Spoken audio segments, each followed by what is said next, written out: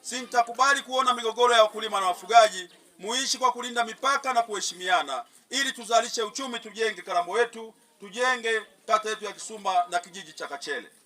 Sisi tunataka maziwa yenu na nyama yenu tunataka ya ng'ombe, lakini muwe na utaratibu mzuri wa kuishi vizuri na wananchi ambao ndio ambao wamewapokea.